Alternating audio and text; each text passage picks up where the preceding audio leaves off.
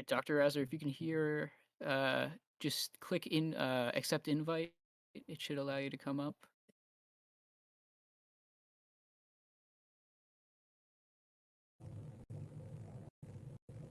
Okay, how's that? Perfect. Yep, you're coming through nice. How are you doing? Good. Yeah, I've never been on this platform before, so this is new to me. Yeah, no worries. Yeah, it's a little confusing. The user interface is kind of not that helpful, but but you got here and it was pretty quick and easy, so that works. Yep. All right, so yeah, actually this server belongs to TJump. I know you guys have spoken in the past, but we just wanted to go over like fallibilism with you, as I had said in the email correspondence. Maybe if you want to give an introduction just to start out. Yeah, sure. So my stipulation, as I said on email, is I'm not an expert on this area in epistemology or really any area. I focused on some epistemology during my doctorate 15 years ago, 20 years ago, but haven't written or focused much on it in the last 10 years. So I'm not up on the current conversation. I would not call myself an expert in it. So that's my proviso at the beginning.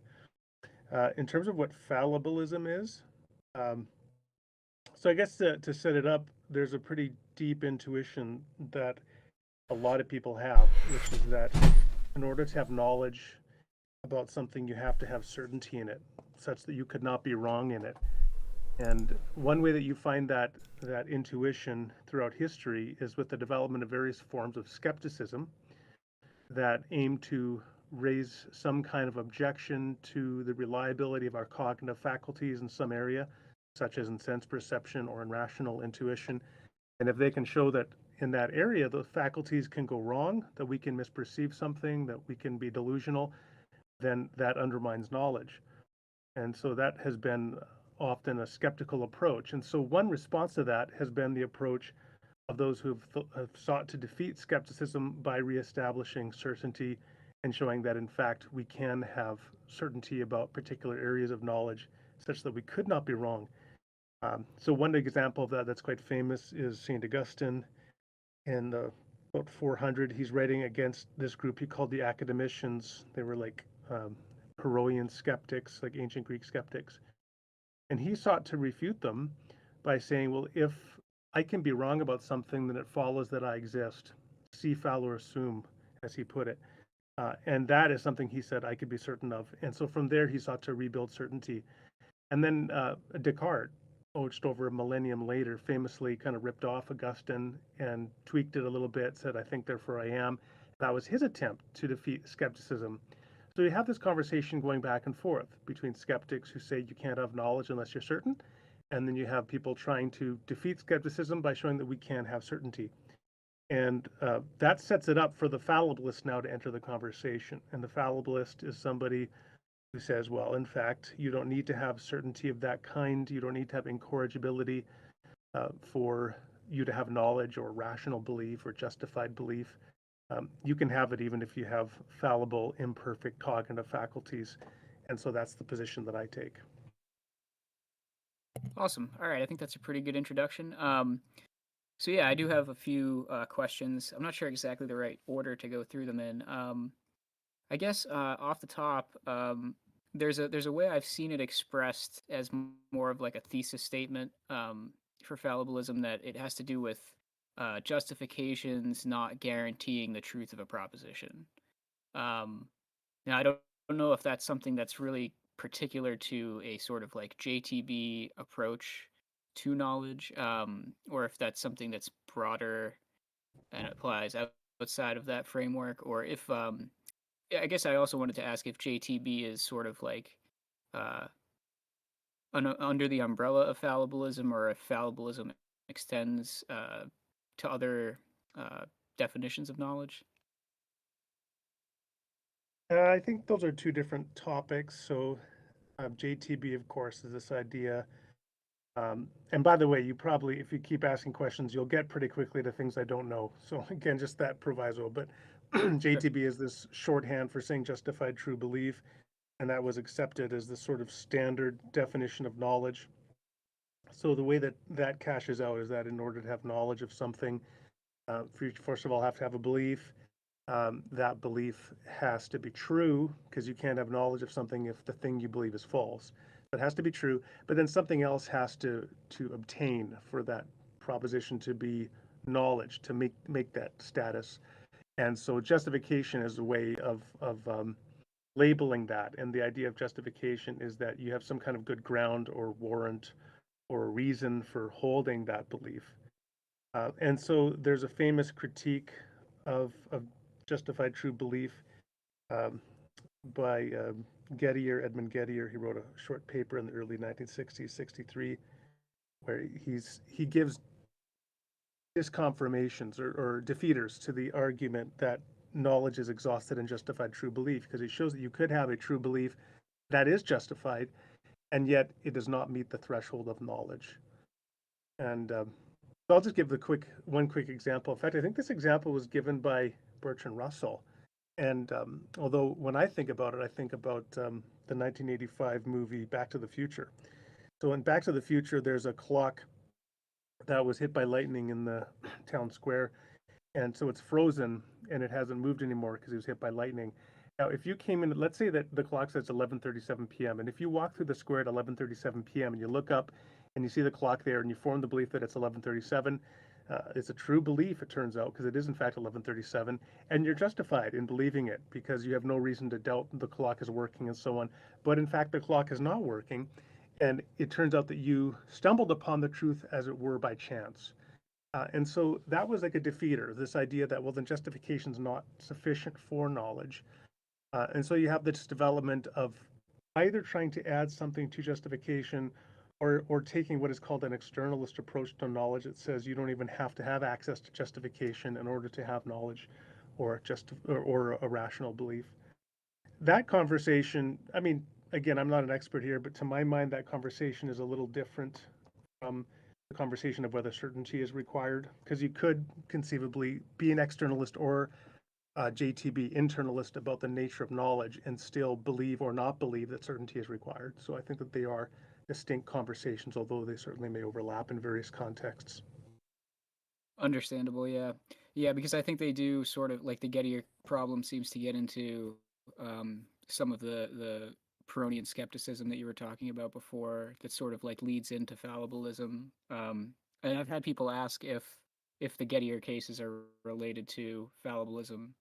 Um, so yeah, I mean, I think you see that more as a problem with the definition of knowledge as maybe there's more to it, or do you think it just falls into needing a different theory of justification at that point? I mean, the way I approach it is by distinction, and now I'm trying to get the gears going again. They're a little rusty. I think it's Roderick Chisholm, a well-known philosopher, who came up with a distinction between Methodism and particularism in epistemology or theory of knowledge. And so the Methodist is an approach that says you begin with a sort of a priori stance where you have some intuitive sense of what knowledge must be and what rationality must be, and you sort of stipulate, then you go out and say, okay, and anything for it to be knowledge or rationality is going to have to meet this standard. And and so then this um, approach of certainty, it begins by saying certainty is required, and so we're going to run everything through certainty, and if it can't be certain about it, then you can't have knowledge of it. And that's this a priori Methodist approach. And then the particularist is a different approach.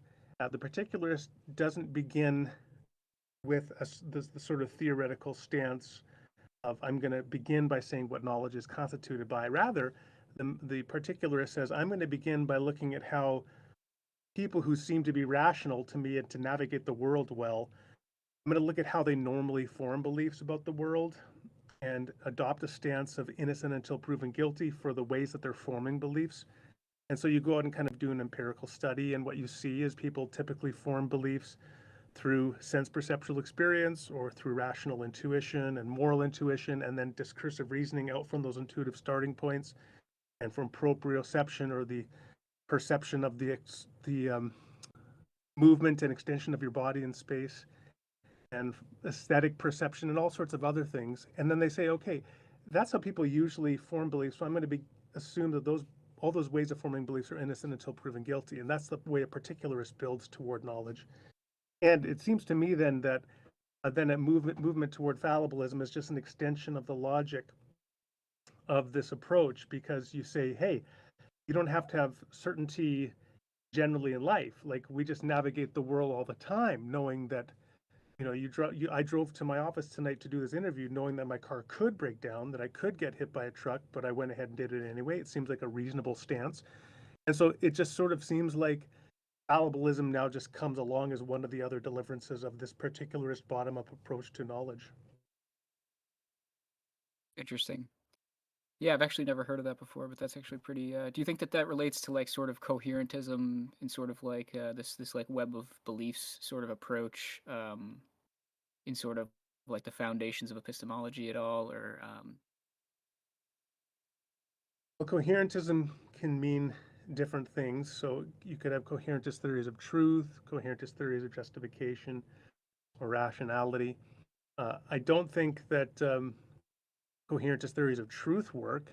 I I don't know what I am when it comes to truth, but I'm either a correspondence theory or maybe a deflationary theory of truth. I really don't know enough about it to say Mhm. whether the deflationary theory is satisfactory. But it does seem to me that, again, this sort of natural way of this. Let me say one more thing about this particularist approach: is it's really Sure. rooted in Scottish common sense realism and that sort of approach to doing philosophy, which was like Thomas Reid and people like that in the 18th century. And one thing that I found attractive about it is when I started out doing philosophy 25 years ago, 30 years ago, there's always an attraction to the really bold, counterintuitive theses. And some people continue on that all their lives. And so they argue things like, well, people don't exist. What are you talking about? People don't exist. Well, my philosophy tells me that people don't exist. And you get all these sort of very counterintuitive views, or there is no meaning in life, everything is meaningless, and or I'm the only mind that exists, right? All these kinds of very counterintuitive views. And what the common sense approach does is say, well, philosophy is maybe best served by beginning with and trying to vindicate our common sense. Now, common sense, of course, is a contentious term, but I still think that there's some value in the term, even when you recognize the contextualization and socio-historical limitations of it. So that's, I'm kind of rambling at this point, but that's sort of my Oh no, starting that's point totally there. fine. Yeah, yeah, we like rambling, so because that was very interesting as well. And I guess so another question that I had that I guess is sort of related into what we've been talking about is like whether or not um we should just conceive of knowledge as being since fallibilism is sort of saying that it may be false, it may be true, and we don't really have sort of immediate access to that. And we may be calling claims knowledge when they aren't knowledge. That what we ought to focus on really is the reasoning behind the belief, or do you think that um, in the sense of like this common sense approach that like it's sort of just like seemings, like I've heard people talk about seemings, which doesn't seem to be like it doesn't seem to me that you're reasoning to something more so that it just appears to you that way. I mean, the one thing I would say is we have to be careful about talking in terms of obligations, of rational obligations. Like the person who says, well, you always have to follow out the track of your reasoning in order to be justified by anything, they quickly have taken on a very onerous task, because every moment we're forming an enormous number of beliefs. And if you are obligated to follow through and on the reasoning processes behind each one of those, then we're soon going to just collapse into skepticism, because we can't actually do that. In fact, so when you form a belief like it is sunny today, and you say, okay, I'm going to follow through. Why do I think it's sunny today? Well, you begin to look at the seemings, as you've called them. You're experiencing qualia, or sense perceptual experiences, and so then you kind of reason, well, usually when I experience sense perceptual experiences, then I usually think I have been. So then I probably have here. But then you have to ask additional questions, which is like, well, actually, I'm relying on my memory now. How reliable is my memory about past experience? And how many potential defeaters would there have to be for me to undermine the justification in this current inference based upon past experience. And you just go on, and pretty soon you just have this overwhelming burden of beliefs you have to justify just to get back to, yeah, it's sunny, or I'm feeling the warmth of the sun. And yet there's 1,000 other beliefs you're forming every minute as well. So I think one thing is it's just recognizing the limitations of human beings, um, that we simply can't kind of adopt what philosophers have sometimes called the God's eye point of view and rationally inspect everything apart from our location and the way the world seems to us. So yeah, we just have to begin with an innocent until proven guilty, which I think is the great attraction of externalism, which says that you don't have to justify all of your reasoning processes and be able to articulate them and be self-aware of them in order to know and believe things. Mm. Yeah, I think I agree with that, largely speaking. So like I take it that what you're saying is sort of like this like the Pyrrhonian skeptics would have led back to like the Munchausen trilemma, when you're going through these sort of like regresses of justification.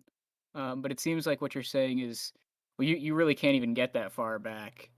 You have to go through so many steps of um, the processing of like your qualia, as you put it, which obviously is another contentious term that maybe like, I mean, I understand what you mean by it, so I think we can work with that.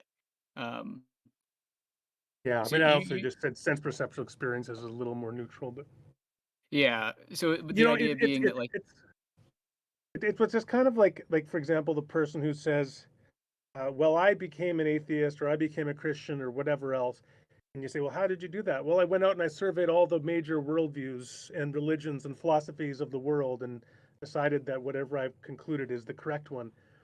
And I'm like thinking each one of those is a lifetime to understand from the inside, as some of the best exponents of that view do.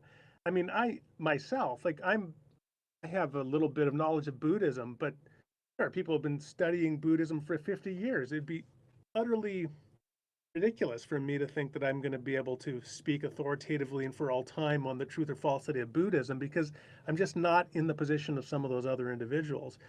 So and it just even more so when we're just talking about our knowledge of sense perception or memory or rational intuition or anything else. Or another huge one that I haven't talked about yet is testimony, how we form beliefs based upon the testimony of other people. In fact, back to our earliest formation as infants and small children, we're forming this enormous, including our entire language acquisition through testimony of other people. And so if we want to now go back and question whether any of that was justified, I mean, we're using language to do it. We just can't get outside of that. yeah. No, I think I see what you're saying. I think you run into the stopping points a lot earlier than those skeptical arguments seem to imply, that you could get all the way back to like your grounding beliefs. Because I've tried to think about like, okay, I've sort of played around with like foundationalism. I think that that like makes sense to say that like, all right, there's certain beliefs that I can't justify, um, and I sort of like build the rest of my beliefs on top of those. But it seems like the way you're putting it, it's like it's fuzzy even in between those beliefs and like your higher level beliefs. Like trying to go from your higher level beliefs about like the way the sun comes up every day down to like fundamental axioms of like unjustified knowledge like doesn't, you can never really connect those dots. Yeah, I think for the most part that's true. I mean, you may be able to do so in some very, very limited sense, but it's sort of like, again, studying philosophy or something else is like, if you want to opine on the history of Western philosophy authoritatively and want to claim that you really know everything that the pre-Socratics talked about and how they understood it and so on, straight up to contemporary philosophy, I mean, it's not going to happen. It's just impossible. The most that we could do is perhaps hope to master some small slice of Plato or Bertrand Russell or some other philosopher. And so it's the same thing again when it comes to just reasoning. One other thing in terms of the concern about getting things wrong. Now, I coined this term a while ago, and I don't know, maybe other people have the term as well, but it's doxophobia, which is just the fear of getting things wrong, as I've put it. Because I think that sometimes some of these skepticisms, they're so concerned about getting some belief wrong that it seems to me really constitutes a sort of something like a recognizable phobia or an irrational fear. It's like, what is the big thing about having to withhold belief in everything like some skeptics do, or as the Cartesian says, about having to establish certainty of it. It seems to me that both of those individuals have an irrational or could have an irrational fear of getting things wrong, when for the most part, I think we should just embrace the fact that we are fallible beings, not lose sleep over it. Yeah, and I think that it actually, um, outside of a lot of like philosophical conversation, like that actually helps people if they were to accept something like that. That can actually help you have a lot less like anxiety and stress in your life. Um, what was it? I think this is a quote from Van Wilder with Ryan Reynolds. He says, "Don't take life too seriously. You'll never get out alive." So, so I Yeah. guess in certain contexts, like it does make sense. It's not always important that you're right. I mean, I think we do take it seriously just because when two people start to push their ideas into each other, you almost want to mount like as strong a defense as you can, just to see if you are right or not. But yeah, I think there is a tension with some people where like if they get pushed too far into seeing that they might be wrong, that they do like stiffen up and start to become like more irrational. But yeah, so let's see if I can bring it back to some of the other questions that we had. Um, yeah, I guess like the most common objection that I hear from people who aren't taking the idea too seriously is they'll say like, "Well, are you sure that you aren't sure?" Um, yeah. Um, well, the one thing that we have to distinguish here is the distinction between psychological certitude and epistemological certainty. So, uh, do I have any doubt about something, like any existential doubt? Well, I may or I may not, but that's a psychological question. And that's just a different question from whether I could be wrong or not about something, the question of epistemic certainty or incorrigibility or indefeasibility. I mean, I think that that kind of comment is just trading on the ambiguity between those two different states. I'm happy to say that there are things about which I don't have any serious doubt. So even right now, as we talk, I don't have any serious doubt that I'm awake. But well, anyway, and so in that case, I would just say, like, psychologically, I'd be okay to say I'm certain. I'm not too rigorous about the use of that term. I'm certain that I'm awake. But do I have epistemic certainty of that? I wouldn't say so. For example, I mean, we have all these, many of us, right? We've had dreams where we thought we were awake. And I'll give you one example. About a year ago, I had a dream where I was looking at one of my motorcycle, and I was focusing on it. And then I became um, aware that the color on the gas tank is different than I remembered it being. So I said, I must be dreaming. So then I said, okay, to make sure I'm dreaming, I'm going to study the gas tank really closely, look at the paint very closely, and listen to and take in the environment around me, because dreams, in my experience, tend to have a instability to them, right? That they're very erratic, and you move on to the next thing before you know it, and that. So I paused and I looked very closely at the gas tank, and even though it was painted differently, it looked very clear. Nothing was changing, and then I suddenly heard music, like lightly playing in the background, like you might hear in a department store. And I could feel the warmth of the room and that, and I became certain that I was in fact awake. And then I woke up. So, and I thought that I was awake, and in fact, I was asleep. And those are the kinds of things that you could say would constitute defeaters for having epistemic certainty. And I'm okay saying that. But I can also say that I have psychological certitude that I'm awake. I can walk and chew gum at the same time. Yeah. No, I think that makes a lot of sense. Yeah, it is a little bit of like an equivocation or like a difference in like sense of the word like sure, certain. Um yeah. So we touched on theories of truth. So I have like a few more things that I kind of wanted to go through, and then maybe we can open it up to some other people's questions if you don't mind, depending Sure. on how much time you have. Yep. Okay. All right. So on theories of truth, I wanted to ask you if you think that theories of truth are like outside of epistemology, because they sort of seem to be one of the components of knowledge. So like to say that like what you know what the theory of truth is, or what the correct theory of truth is, or the true theory of truth, right? Do you think that that sort of lies outside of like inference, like in general, or like should we are we supposed to reason about what truth is, or is that like prior to reasoning? I mean, I tend to think of truth as a metaphysical question rather than an epistemic question. But um, but I'm also happy to say that it's really social convention that sort of draws somewhat of arbitrary lines between fields in philosophy, so that you have all these fields that border one another. I mean, if you want to talk about epistemology, you're also talking about philosophy of language, and yeah, you're also talking about truth from metaphysics, etc.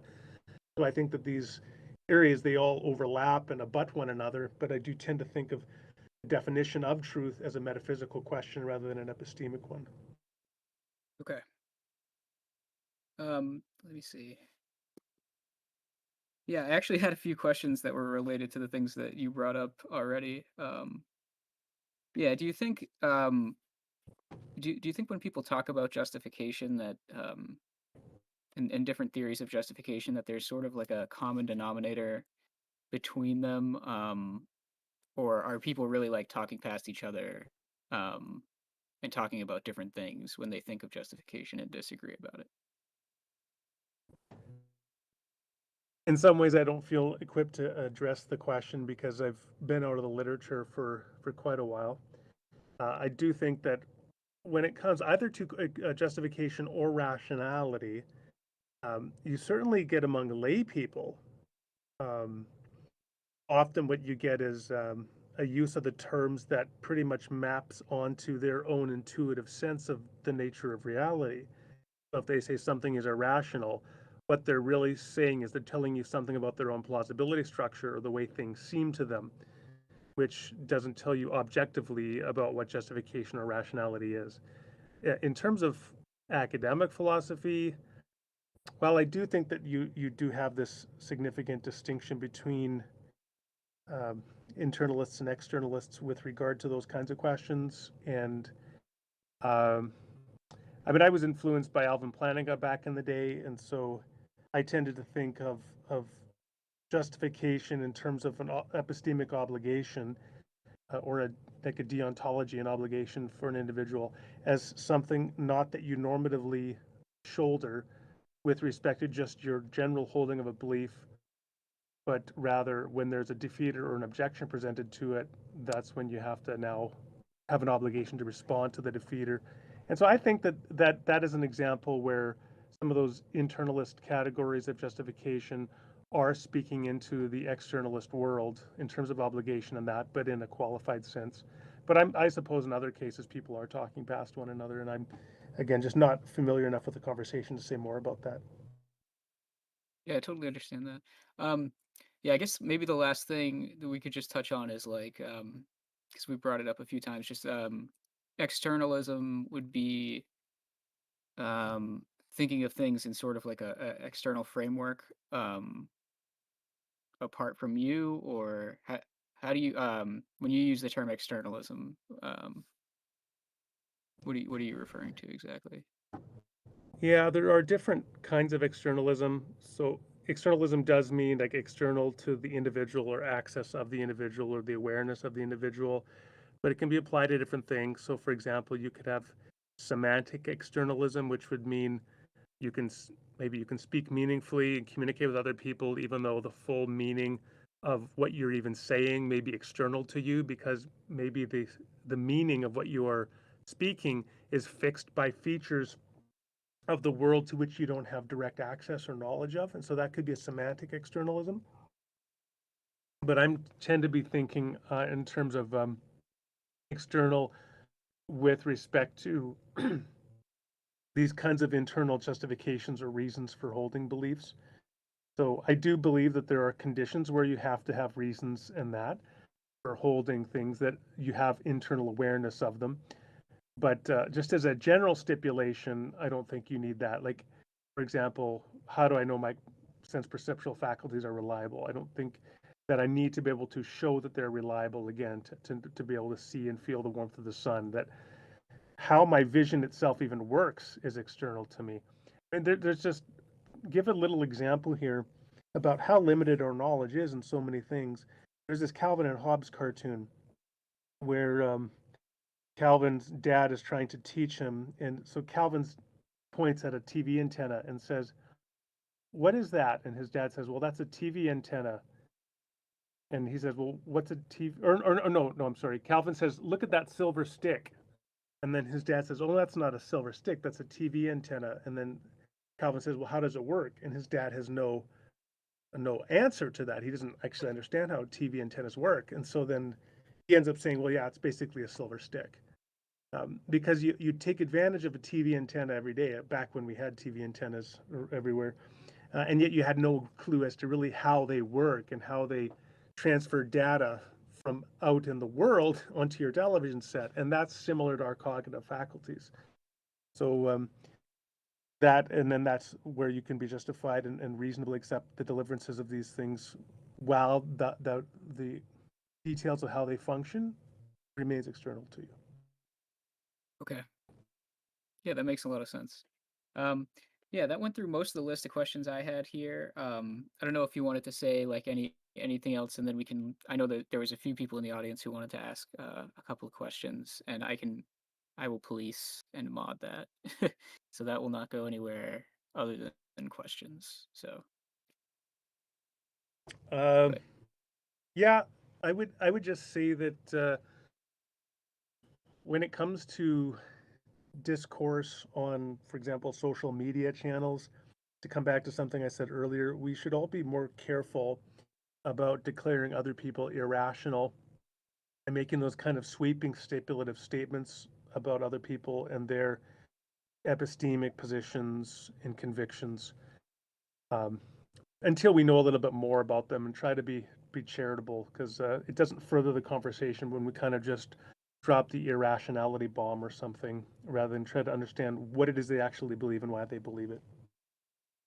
yeah, I definitely agree. All right, I know Good Faith was asking to ask questions, so I'll see if he. Oh, there we go.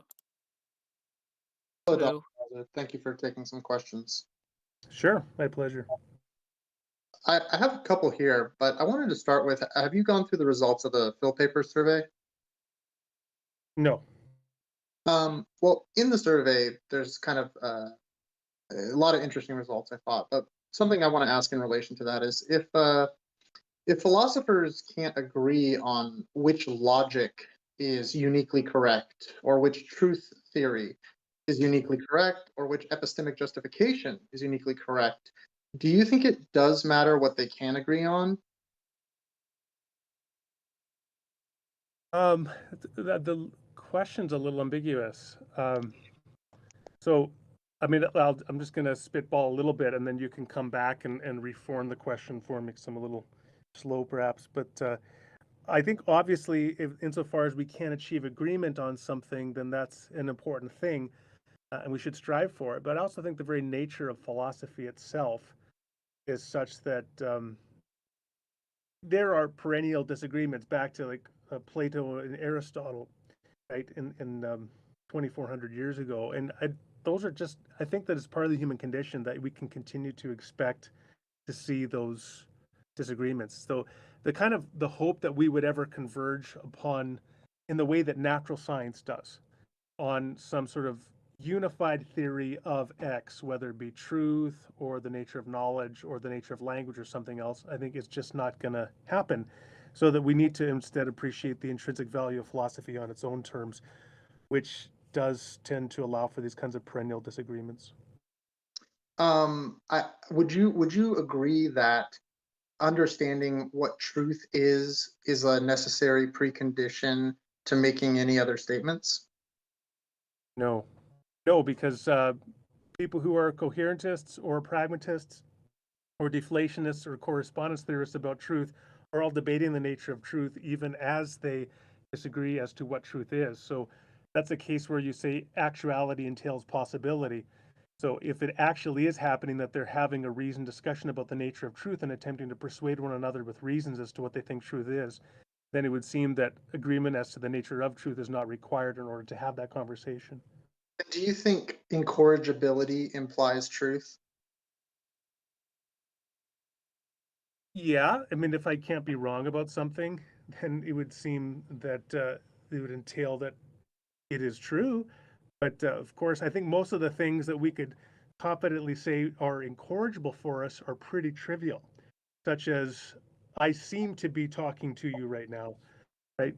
In terms of certainty or incorrigibility, I could say that, but I could be dreaming, so I probably can't say more than that with epistemic certainty. So I think that incorrigibility does bring truth in its train, but you typically don't get much from incorrigibility. And do you think consensus implies truth? It depends on consensus of who. It doesn't entail it, but consensus certainly points to it. More so if you have consensus of relevant experts. So, if you have a consensus on human-induced climate change, then I think that we can have a high degree of confidence in human-induced climate change insofar as we have reason to trust and defer to the expertise of the consensus. Now, the fact that, let's say, a majority of a lay population doesn't accept human-induced climate change is of less interest to me. That if that's a consensus, it may be an uninformed one, and thus that's not of much value. Do you take any stock in the pessimistic meta-induction about consensus over time? I'm not familiar with that. At least it doesn't ring a bell at the moment. Just So the idea that if you look at the consensus throughout history, it's just forever wrong and forever changing, presumably towards some truer end. But if you wanted to be pessimistic about it, you could kind of say, well, at time t, it's a coin toss whether the experts or consensus of experts are right. yeah, I mean, I would be okay. What I think the thing that we have to kind of ask is, in the time and place that I'm now at, what is the best epistemic position for me to take? Obviously, if like you talk about climate change, I mean, climate skeptics love to go back to the mid 1970s, where some people were worrying about a mini ice age was soon to be upon us. Yeah. And so you kind of realize, yeah, you know what, we could be wrong now.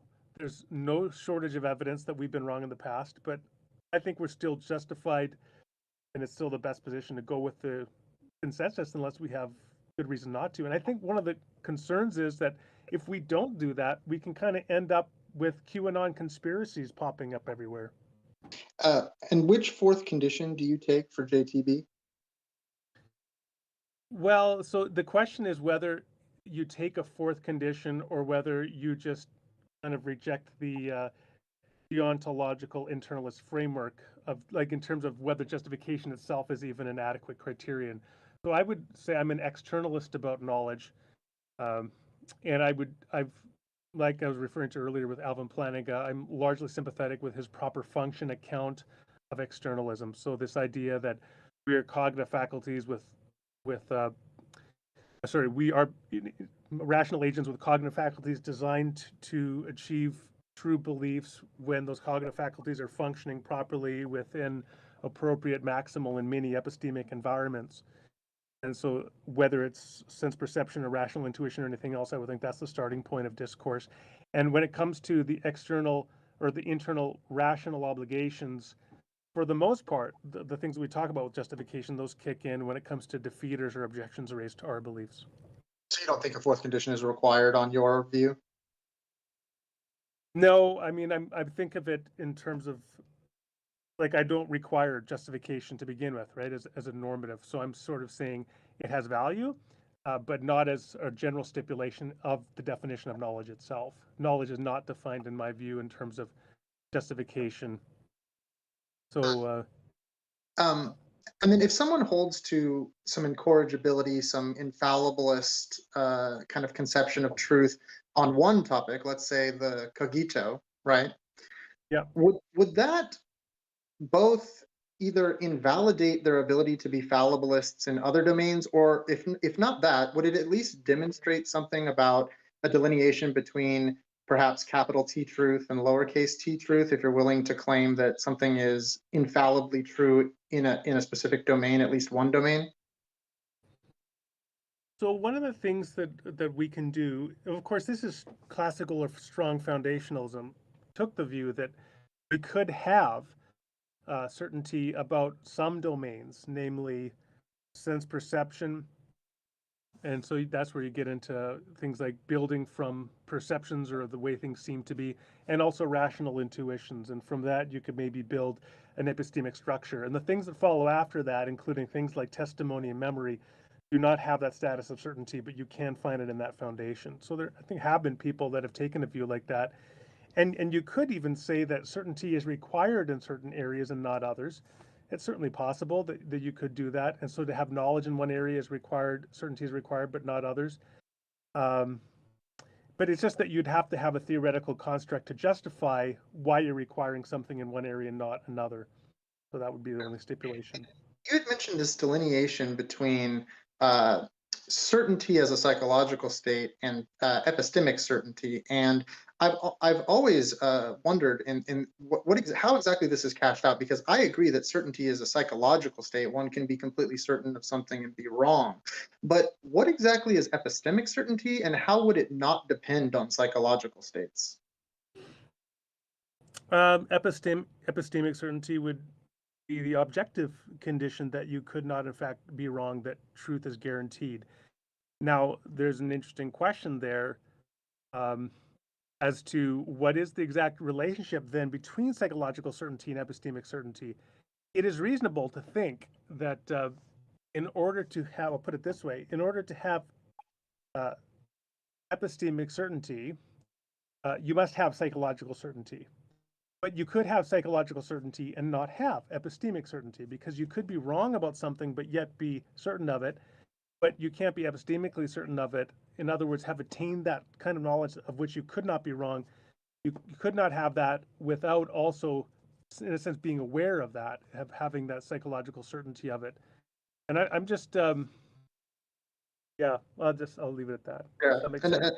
I'm also wondering about threshold problems, both in like all through philosophy. And I don't know how much you know about these, but I'm wondering, like, for instance, in a sense and referent delineation, how off can the sense be and still refer? Yeah, those are philosophy of language questions, or difficult questions like that. I'll tell you one area, and I can't really comment on that. I will say that I'm a Christian theologian, and one of the areas where that's an interesting conversation is between, let's say, Muslims and Christians. Oh Are they yeah, referring to the same entity? Are they referring to the same, like, for example, when Christians who speak Arabic pray to God, they pray to Allah. They use the same word that Muslims do. Are they referring to the same being in light of the different theological constructs they have? And that's a sort of interesting question there. At what point are you no longer referring to God when you refer to this being with this particular understanding? So great questions. I'm not sure how to address them. did you watch the Trent Horn debate with Jay Dyer on this topic about reference to the monotheistic generic God? No, I didn't. How did that You, go? yeah, it was great. You would love it. I'd be very interested. Essentially, the argument centered around it's the whole set. There was some paper from a atheist philosopher in the Scandinavia that made the argument that there is no generic theistic God, and that ultimately it has to be the whole set of that you're referring to. Otherwise, it doesn't refer. But anyway, one of the last questions I had here is. Uh, since you are a Christian philosopher, when you think of the cogito, do you think that knowledge of the cogito, I think it's in somewhere in the third meditation, do you think it requires the knowledge of the non-deceiving God? I think that the Cartesian circle is inescapable in my view. Yeah, so I don't think that that you can get over the problem that the demon could have deceived you about believing that you are a thinking thing. I think it was it um, Bertrand Russell who said, in fact, the only thing you have certainty of is that there are thoughts. And anyway, some philosophers have argued that Yeah. even the idea of a thinking thing is an inference from there being thoughts to there being a unified substance that is a thinker of those thoughts. So I mean, interesting questions. How far you want to take the skepticism? And what maybe in the last question, I don't know how many more I'm allowed here, but like, what's your opinion on the status of the liar's paradox in 2021? How do you think about that as a Christian? Yeah, I'm one of those areas. That's one of the areas I haven't spent much time on, except I can say that Paul refers to it. He refers to Paul the Apostle refers to the liar's paradox in Titus, in the book of Titus. When he's referring to Cretans, he says one of their own have said that they are liars. And so it's this famous allusion to the liar's paradox within the New Testament. But in terms of how to think about the liar's paradox, and is it diatheletism, the idea of could there Right. be two truths and so on, that's just another area that I'm not really equipped to address directly. Yeah, and the last thing I'll say here is just, when I look at the field of epistemology, it strikes me that if people can just come onto the scene and choose a epistemic justification like coherentism or foundationalism, and even choose a truth theory, and then just begin to start making claims, there seems like an epistemic bootstrapping issue here, such that somewhere you have to make this first unjustified step, whether it's dogmatic stopping point with foundationalism, circularity and coherentism, or infinitism.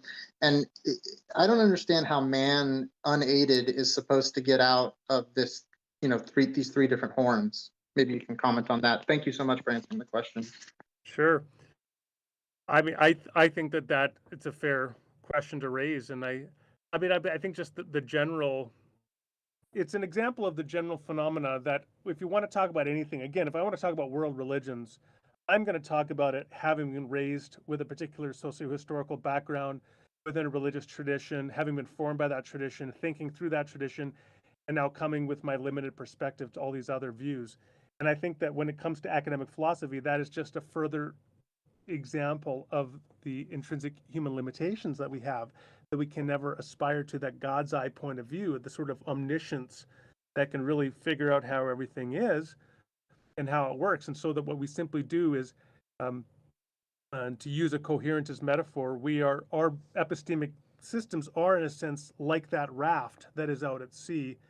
Neurath's raft, was it? And then he's like constantly trying to fix the raft and expand it and mend it as it's getting holes so that it keeps afloat. But yeah, you just begin with the raft at sea, and then you've got to continue to build it and defend it. There's never a point where you're on land, on terra firma, on the Cartesian certainty in a sense, and the God's eye perspective, and you can kind of survey all the positions and then justify the one that you're going to begin with.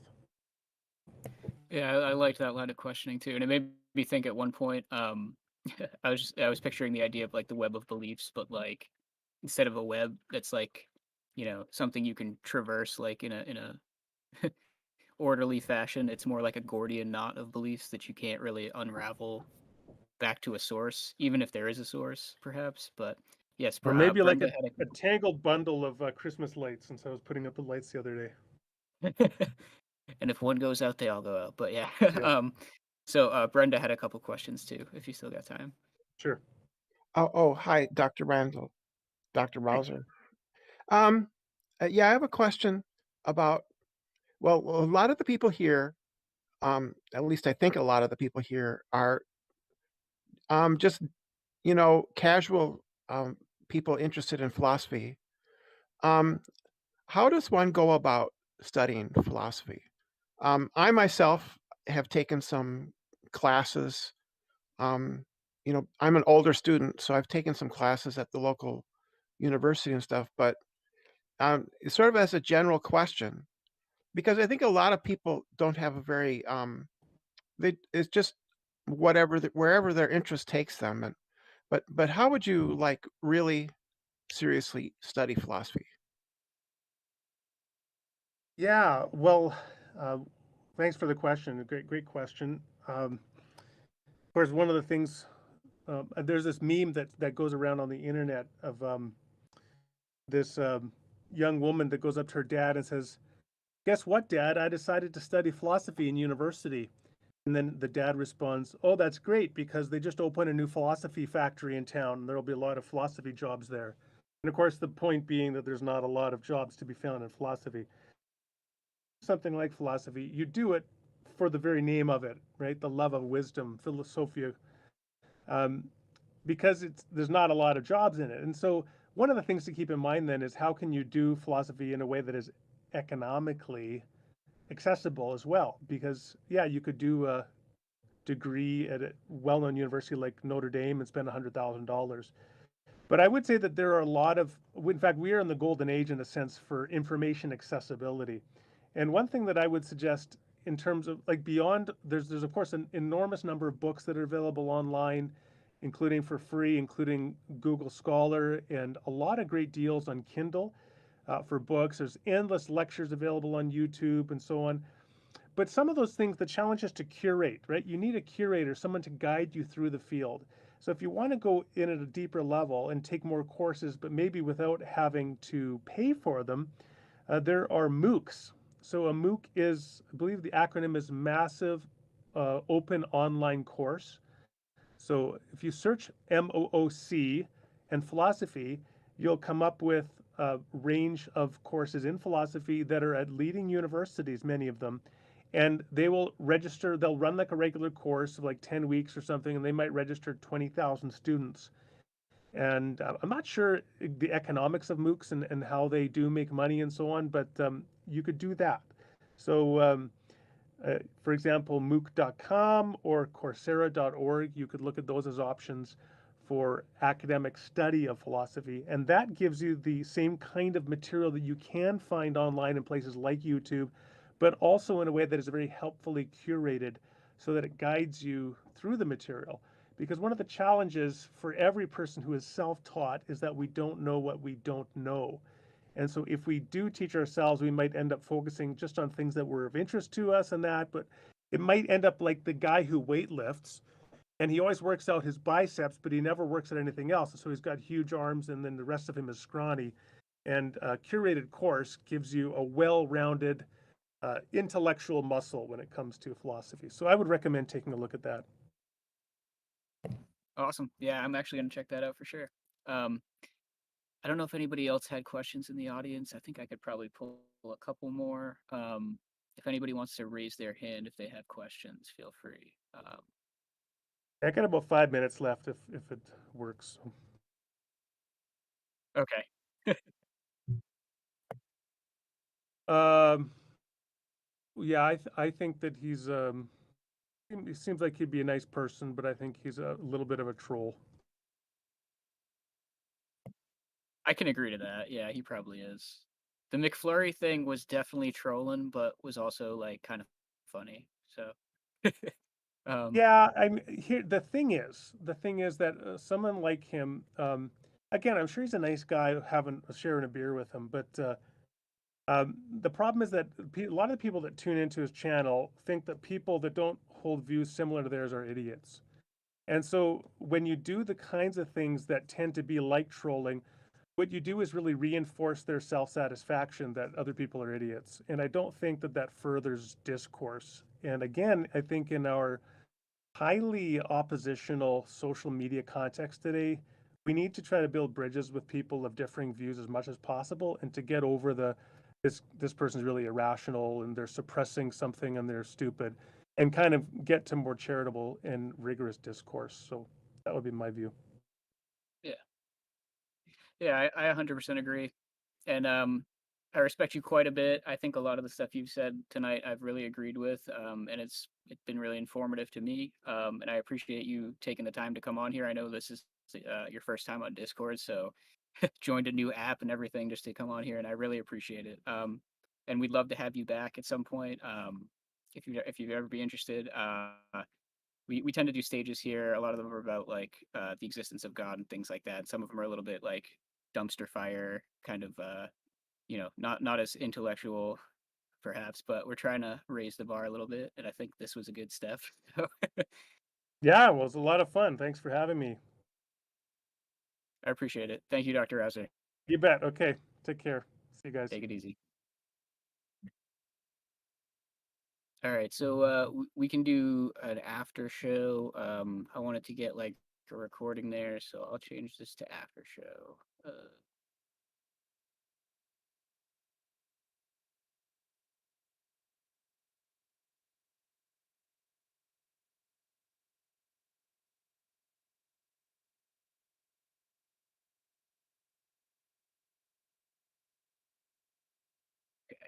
see.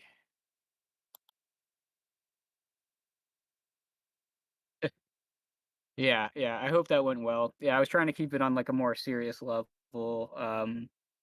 And then I got Graham Oppie coming up too. So that's more going to be an AMA. This one was going to be more of like a discussion on a topic. Um, but let's see. Let's scroll up to this events list. Discord is not working. It's like December. There we go. December 6th, Monday. So it's a couple weeks from now, 2 weeks from today. 7 p.m. EST. So it's like 6 Central or something like that. So that'll be cool. Yeah, Graham Oppie is another like really interesting person. And that one could center more on like atheism, theism. Like I kind of wanted I kind of wanted Rauser to talk less about that and more about like the other stuff, which we did. So that was good. I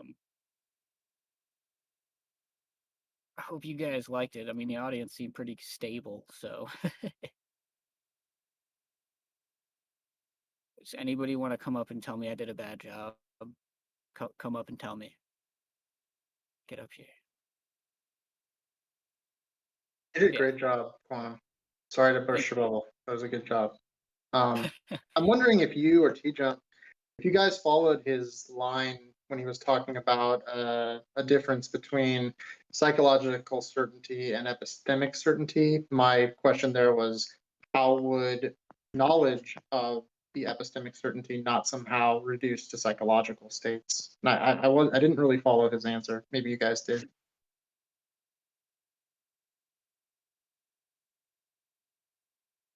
Yeah. Yeah, I think he's thinking of it more like having a feeling of certainty. Um, would be like the idea I would think. Like it's Well, not even like however you cash out psychological certainty, I'm just asking how you would explicate the difference between psychological certainty and epistemic certainty, and how it wouldn't somehow depend on a psychological state or well, it's psychological like certainty. you can feel.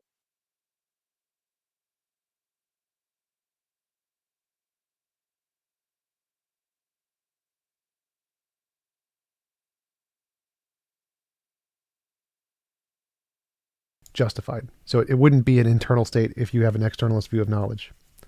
But something I don't understand about externalism is it all reduces back to your mind. Like it's all coming from your mind. Well, it's like saying if I believe the sky is blue, if the sky is blue, then the fact the sky is blue is independent of my mind. My belief the sky is blue is in my mind, but the knowledge Well, is conditional on its correspondence to like the fact of the matter independent. So the external part of the knowledge is since he's an externalist, the fact of the matter of whether or not it's knowledge is external, not internal. So it's not a psychological thing. Right, like but how? I mean, this gets into like Kantian and Berkeley type questions about idealism.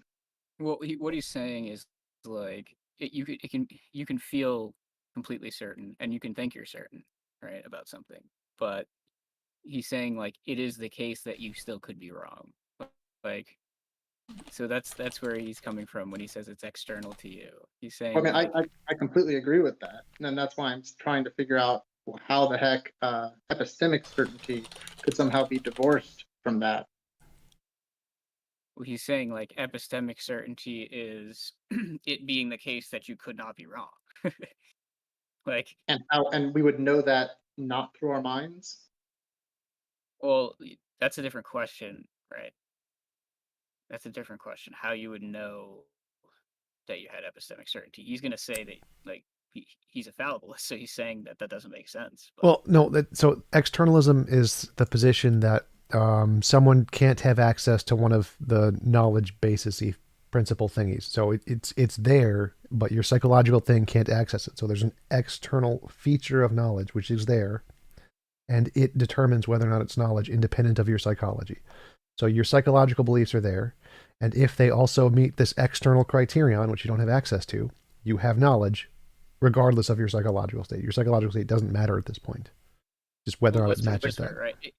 It could be the case, let's just say hypothetically, it could be the case that nature like made you and your mind and body in such a way that you could never be wrong about anything, right? He's saying like that is clearly not the case, right? So you have to take that into account. Like he's saying like you can't have that sort of epistemic certainty, but like if you could, it would be like that. It would be like the state of affairs has made it such that you couldn't be wrong about things or a thing or everything. It sounds like a big conditional to me. It almost sounds like when Plantinga says something like, well, if it is the case that God is real, then it's properly basic to believe in God. Well, yeah, that's he mentioned he was influenced by Alvin Plantinga, and he is accepting that there are properly basic beliefs, I think, in some cases. So he definitely accepts that kind of epistemology. That is an externalist epistemology. Yeah, I mean, I think he's pretty based personally for a theist. So, I mean, I like a lot of the stuff he was saying, like about pragmatism and such. Yeah, I just, externalism doesn't have anything to do with like the mind-body dualism or internal or externalism. It's just saying that the justification can be justified not by internal psychological states, justified by some external thing. I get that. I just think that these questions, if you were to go deep on them, would still somehow need to at least go by the question of idealism and how we get to the external world from an internal state.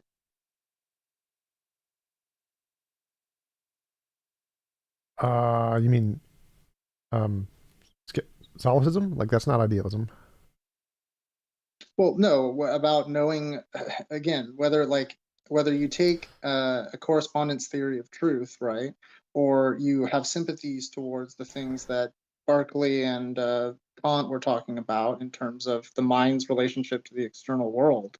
To then speak about externalist justification, right, would already presuppose that you've dealt with those arguments. Well, no. So because the default position is we don't know, and then if you the positions for the idealist position would require its own justification. So simply the externalist justification of knowledge doesn't presuppose materialism or idealism. It's irrelevant. It doesn't. Neither one to matter to Yeah, the he to the also said conversation. like on like the internalist questions, he said that he was like sympathetic to like sort of like a naive realist position anyway. So that's Yeah, I guess if you take the naive realist position, then you could do that. but like especially couching it in the idea that like you could be wrong because um you know typically like that's like going to be the problem with like naive realism is you're going to say things like, well, it looks like there's an oasis, uh but it's really a mirage, right?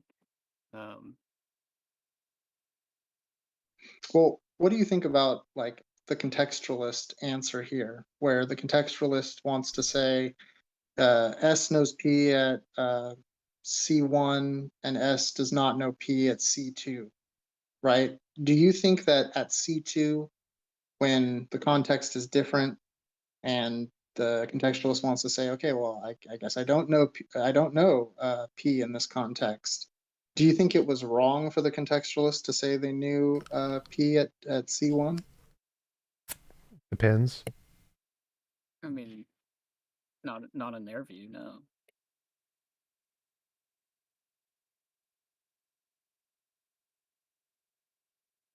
Like you can think you know something and then be wrong about it, and then say, "Oh, I didn't know it, but I thought I knew it." But you would say that you can't be wrong about the cogito, right, Tom? Yep. Yeah. Like someone can't say, "Oh, I was wrong about knowing I was existing at time." They that would be like a silly statement to say. So that one they wouldn't be wrong about that one. There's no point when they'd be like, "Oh, I was wrong at that time that I thought I existed." So you think your truth about the cogito is not a fallibilist conception of truth? No, it's infallibilist. That's the whole point. It's one of the things that is infallible. So And fallibilism do applies you, to more like external world stuff, the probabilistic stuff. well, I guess I would pose the question to you that I posed to him, which is, do you think that because you're a fallibilist about most things, but not about the cogito, right? Yeah. Yep. Do you think that says something deep about the nature of truth? No. Do you think it at least admits of two different categories, like a capital T truth and a lowercase t truth? No, it says something about knowledge, not truth. Truth is the same in all of them. It's the justification part that it says something about. But truth is a subset of knowledge. It's the T. Truth is a subset of knowledge. The JTB, Oh, it's one justified of the true belief. So yeah, it's like truth is part. independent of knowledge entirely. Like things are true regardless of whether or not you know them. So the part about if the fact that I can be infallibly know something like I exist, but not infallibly know something like the world is round or something, doesn't say anything about the truth. The truth is the same in both of those statements. The difference is the justification. The justification is different, which is what makes it fallibilist versus infallibilist. The truth is the same. There's no difference in truth there. But there's all these competing theories of truth. So To say that, because to some people, truth, is like some people are nihilists about truth, right? So I'm just trying to understand. Well, I'm trying to understand how exactly you say it's just the same in all senses. Like, do you just mean it's the same in a particular sense? in reference to reality, they both exist in the same way. Whatever way that is.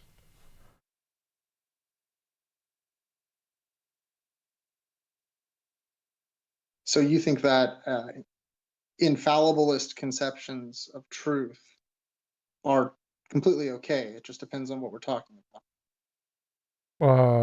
Sure, yeah, you can definitely say some things are infallibly known. Yes. And it's possible that we can get some possible way to know things infallibly about the external world also. And so that would definitely be a possibility for the future. So there's nothing inherently wrong with an infallibilist position of knowledge. Just saying it's infallible, therefore it's wrong would obviously not make any sense. Yeah, definitely. But so are you? Do you consider yourself a foundationalist? Um, Depends on what you mean. Like epistemic, sure. Like from the cogito, Yeah, epistemic. sure. From the cogito. Well, Okay. is that? Oh, wait a minute.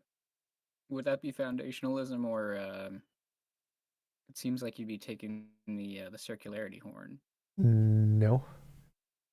Well, because you either have to say it's like if it's unjustified, then it's foundationalist. Right. So I say I exist and I know I exist, but I don't know how I exist. I go. So like when I'm the whole point of the whole Darth Dawkins, well, what is your existence isn't one of the foundational necessary thingies. I'm like, you're right, it's not. I don't go back to that. I just say I know I exist and I don't know anything prior to that. So it's not known to me epistemically how I came to exist or what my consciousness is, but I can still use that as an epistemic foundational basis to build the other knowledge claims I have. Right. I say the same. I say the same thing. It's just that like I can't justify it further back than that. I've Yeah. heard this referred to as cogito foundationalism. Yeah. But so presumably, if you accept kind of the foundationalist justification criteria, then do you have a problem with other people having dogmatic things as their foundation that they are, that are incorrigible to them? Like, do you offer them the Well, same? I don't have a problem with anybody taking any epistemology they want. The question is like, can we analyze it to realize one is more reasonable than the other? And I'd say yes. We can. People can start with whatever gibberish they want. I don't care. I wouldn't like have a problem with that. But so like when Plantinga says that his belief in God is properly basic, I assume you have a problem with that. Well, I think it's an error that we can demonstrate. I wouldn't have him like presenting that as a potential epistemology isn't inherently a problem. The problem is that well, the consequences would be some person can have a properly basic belief of X and some person can have a properly basic belief of not X, and they're both equally justified by that epistemology. So it seems like a very silly epistemology. But you said you hold to that epistemology, right? Foundationalism? No, not his. Properly basic beliefs. I don't have any properly basic beliefs. So just saying it's a false equivalence to say, oh, he's using foundationalism. Oh, and you are too, therefore the same. Like, no, that's not the problem here. The problem here is the reason he claims that a God is his foundational thingy. without any, that doesn't work. It just doesn't work to say that. Whereas someone can't have a properly basic belief that I exist and a properly basic belief I don't exist. That wouldn't, Well, it I wouldn't, think it wouldn't work. the way I argue it is like you can't you can't tell me you can't tell me that you believe in God unless you believe in God. So the you comes before you believing anything else, right? So everybody's tacitly accepting I exist before they like make any sort of statement or like have any sort of belief. Uh, um, Well, I think so I I think his consider criticism here is more that if you accept one thing as your foundational basis of foundationalism, then anybody who sets anything as their foundational basis is equivalently justified, and that's yeah, false. no, I agree. But the reason that it's false is because there's actually only one set of these sort of unjustified like beliefs that everybody's holding to. Well, I mean, to be clear, my critique is that um, if we accept dogmatic stopping points that have no further justification as a valid starting point, not getting into assessing their proper basicality, not getting into the great pumpkin objection, if we just accept that that is the landscape for foundationalism, then you're going to get stuck in needing an infinite regress of needing to provide a justification criteria for your justification criteria if you then start arguing about proper basicality and whose properly basic belief is in fact the correct one. No, that's just false. Like, that's just a false equivalence of saying, well, if you accept one foundation, then all foundations are equal. Like, no. Like, But that's the nature of a dogmatic stopping point. no. Like, again, saying one dogmatic stopping point is not equivalent to all other dogmatic stopping points. And mine is, the fact that I have experience isn't justified. But I don't need to justify it. Like, that's not, I literally just am having the experience, or that itself is the justification. That's perfectly fine. That's not completely different from saying there is a magical square circle unicorn pixie thingy, and that's my new foundational belief. Like, there's lots of different factors you can use to evaluate that, and it's clearly dumb to say something that is baseless and just call that your foundation, which is arbitrary, versus something which is not baseless. Like, okay, well, so then incorrigibility isn't the metric for proper basicality. It sounds like you would reduce it maybe to something like reason and logic. well, incorrigibility just means you can't be wrong. That's what the word means. I don't know what you're even saying there. When you can't be convinced that you're not having the experience of existing, right? Well, convincing And you're doesn't make a saying that, difference here. Convincing is irrelevant. You can be convinced that you don't exist. That's a possibility. okay, sorry, let me say that the experience that you're having such that you feel that you can't be wrong that you exist, right? You're saying that that is of a different order than perhaps someone else's properly basic belief, right? Right. It's somehow more justified. Yes, because mine can't be And you would wrong say and that, theirs can be wrong. right, and you would say that really it's about rationally assessing via logic what would be the best candidate for a properly basic belief. No, I'd say it's a description of something that you are literally doing right now. So, like, my experience, it's not, the rationality part is irrelevant. It's like, I am simply describing a thing I am literally doing right now. But you talked about being demonstrable, right? Demonstrable? About, No, I like didn't. you said that the experience you're having, like it's demonstrable that you're having this experience. I don't know what that means. Like, I'm having it, and that demonstrates it.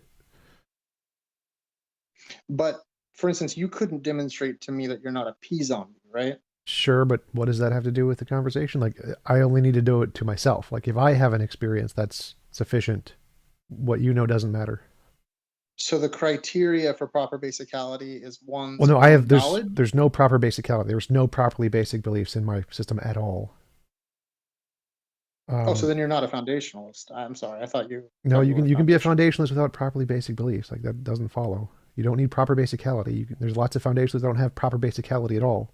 Basic beliefs are something that like Plantinga came up with, not foundationalists. Foundationalism existed way before Plantinga did. Well, I get that he is just a modern foundationalist, but he created it's my properly. He created understanding. the concept of properly basic is something he made up. You do not need that in foundationalism. It is not a subset of foundationalism, or it's not foundationalism is not a subset of properly basic. Properly basic is a subset of foundationalism. You don't need that to be a foundationalist. Nowhere does it say that anywhere in foundationalism. But you would agree that having a belief that requires no further justification is part of foundationalism. Sure, in that sense, which is just And how do we differentiate between competing ideas for what qualifies for that? direct experience. Like I'm directly experiencing it. I'm just describing the thing I'm directly experiencing. So I And if can't be someone wrong. has You can be wrong. That's a good way to describe that. This is not hard. Like this is just a way pointless semantic debate here. It's an obvious difference here between Invisible Sky Daddy and I exist. Like trying to actually articulate a formal description between the two is just kind of a waste of time. Like I don't need to. It's obvious. Like if you can't see it, it's just. I know you're very convinced of your position, but Well, I think so that anyone I'm who's not trying to- convinced is a dumbass. That would be the position. So I don't need to explain it in any formal detail. If you need that, you're just stupid. So any rational mind can understand the difference between I exist and Invisible Sky Daddy exists. But that's not what I mean. I would agree with that. What I'm trying to ask here is what the criteria is that we use to differentiate between two competing senses of what qualifies as not needing further justification. And you're saying direct experience. Yes, directly experiencing And, my existence. and if someone has a direct experience of God, you have a problem with that. Yes, because their direct experience could be wrong. Can you have the experience of God and it be false? Yes. Can you have the experience of yourself and it be false? No. Wait, here's a better question. Can you have the experience of God, but like you don't exist? Better question. Same question, just different word. It's a good one. Yeah. I like it. No. I'm showing him that you're this one axiom is like logically prior to the other. Like you have to exist before you can do any of this other stuff at all. So well, that's why like, I brought up. That's why I brought up Descartes' third meditation. There's some discussion about knowing the non-deceiving God, right? Like once you know you exist, then there's discussion about kind of the evil God question. Like, could you be being deceived about the nature of your existence, or what exactly follows? That isn't the point. Like the point is that if you're talking about like what makes one foundational belief better than another, is that like there's a certain set of them that are actually like epistemically necessary that can't be avoided. So my foundationalist entailment is a part of all other foundational entailment. So if you believe God exists as your foundation, you also necessarily believe you exist to have the experience that God exists, whereas mine doesn't. So mine would be simpler in that case. There's less parts to it. Yeah. Dr. Rauser brought up Bertrand Russell's critiques of what exactly can be inferred from thoughts happening. I know that he agrees with me on that one. So we've talked about this. So the fact that I exist doesn't mean I'm made of material or I'm made of a soul or I'm made of dualism. You can't say the ontology of the I, but it's still you. You can just say I'm whatever that is. That's what I am. And you could just be thoughts in some metaphysical way that you don't understand. Yeah. Yeah, why not?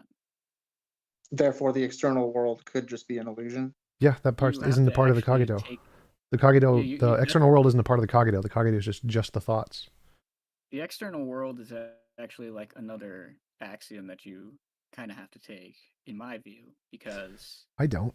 It's another thing that's epistemically necessary in the sense that like you're not actually learning about anything if everything is just your own mind.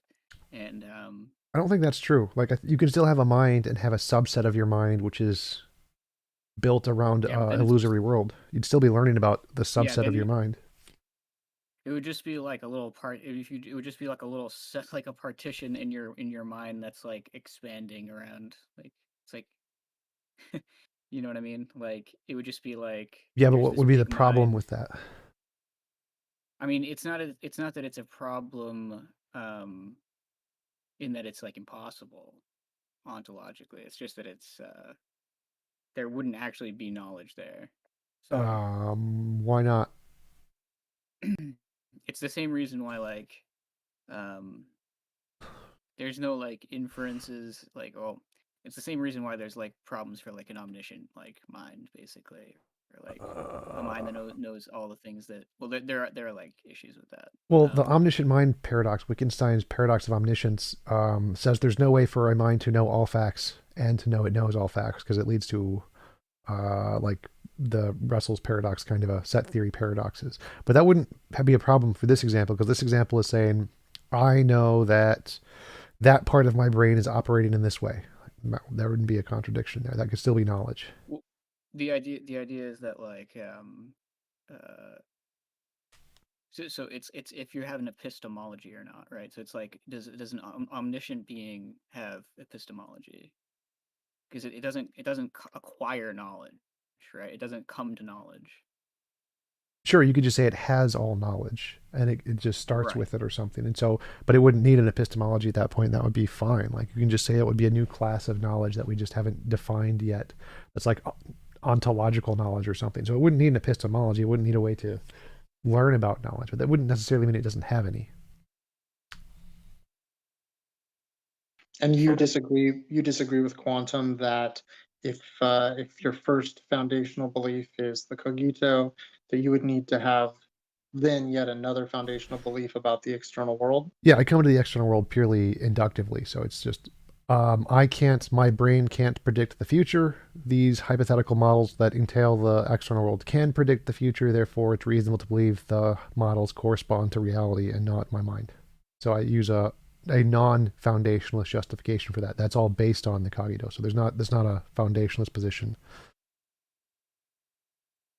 I mean, But I don't see how you get to the external world from like any sort of like empirical or like inductive inference. Like, Well, I mean, I literally just said it. So my mind can't predict the future.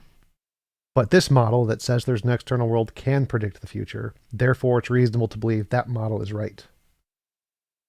but like that's all still consistent with it. Doesn't not matter. Being Doesn't matter if it's consistent. I Okay. don't know why people keep saying that. It's irrelevant if it's consistent with other hypotheses. If that model makes predictions about the future and my mind can't, it's better. It's reasonable to believe that hypothesis is true. It doesn't matter. All of this is still in my mind. It doesn't make a difference. It doesn't prove it's external, but it gives me a good inductive reason to conclude Why it. is it reasonable if it's still consistent with both? Again, consistency doesn't matter here. It's irrelevant. The fact is, it can predict the future. I can't. So I can like use my brain to try and predict the future. It doesn't work very well. This model, which entails that there is an external world, can predict the future. Therefore, it's reasonable for me to grant whatever that model says. Everything that model says, I can just say that's like, likely to be true because it can predict the future. But like we're coming up with those models in our It doesn't matter. minds. That's irrelevant. But So I come up with a model in my mind. If the model can predict the future, then anything the model predicts is reasonable to believe.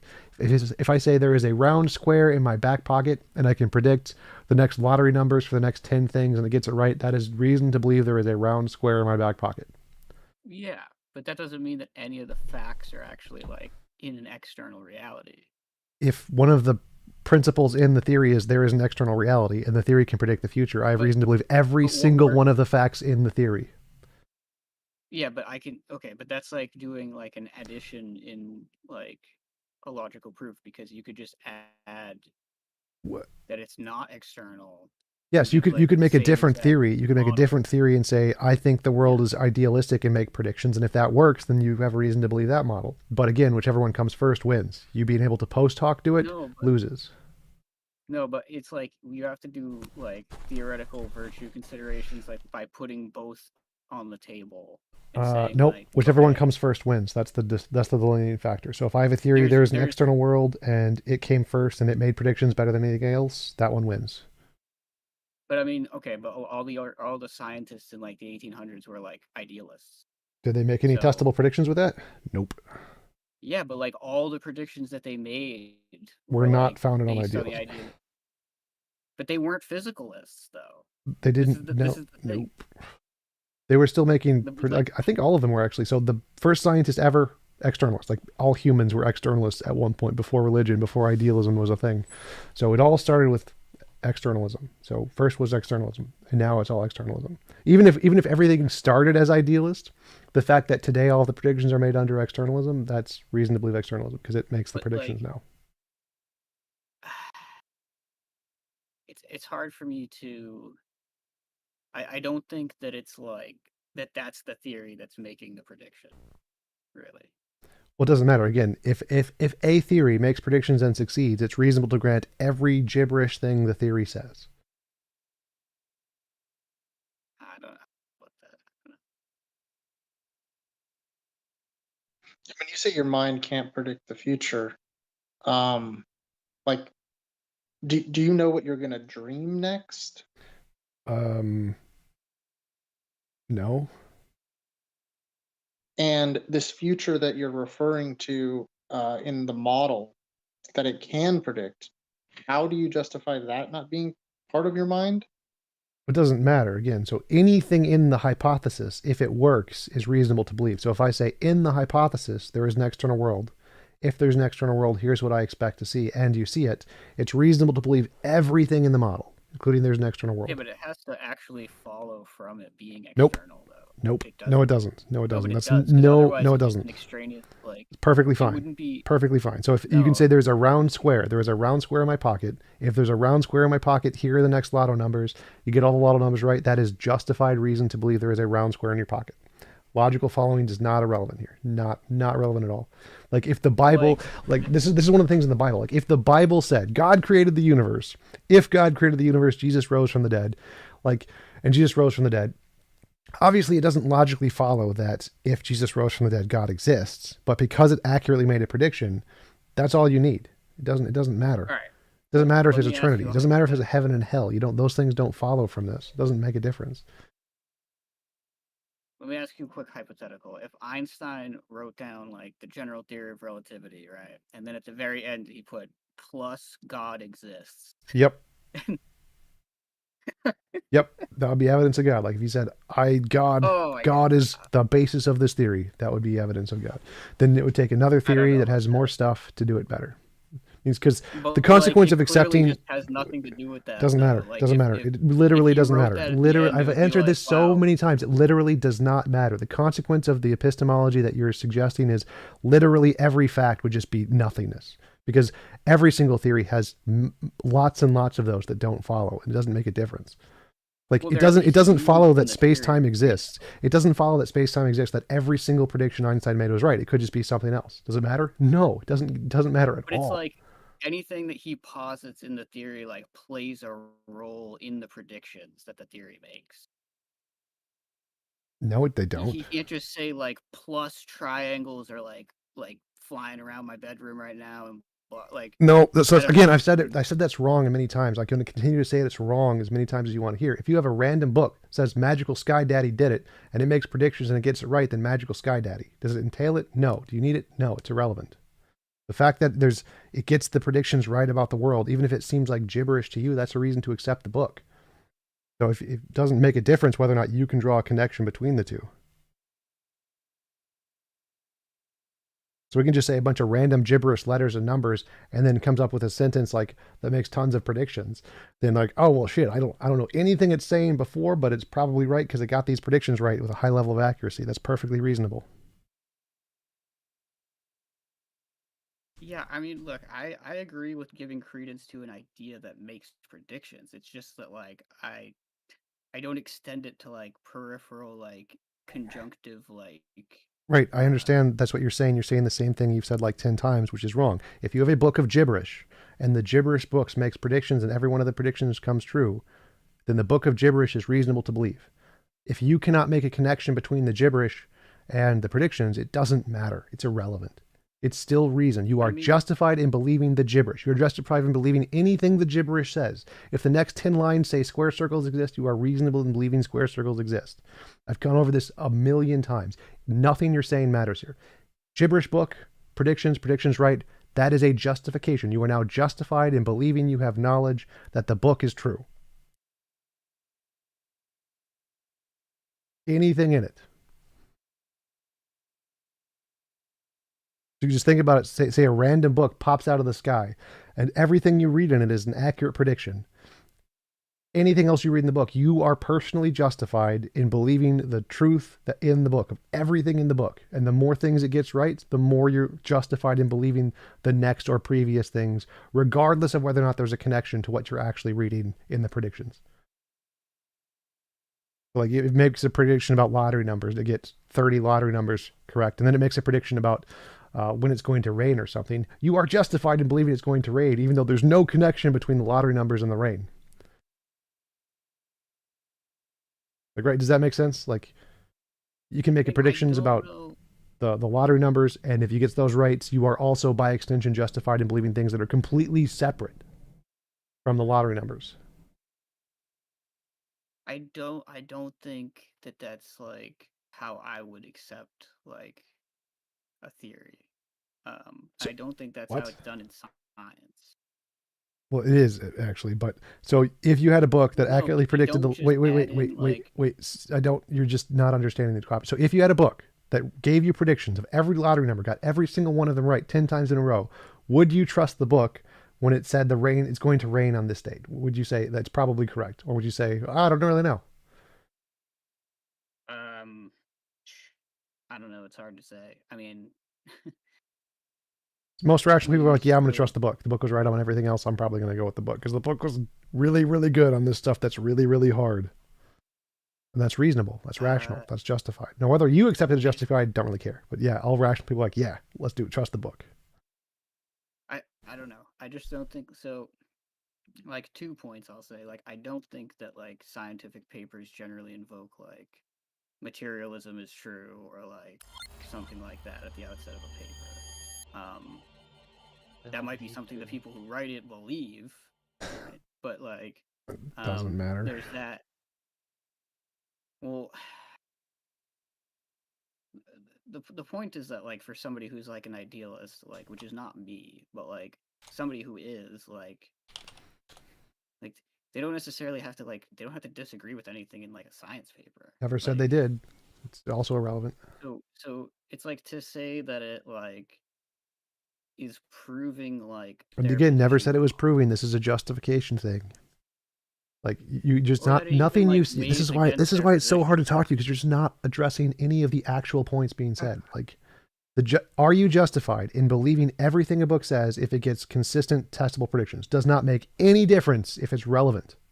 Yes, the answer is yes. Yes, you are.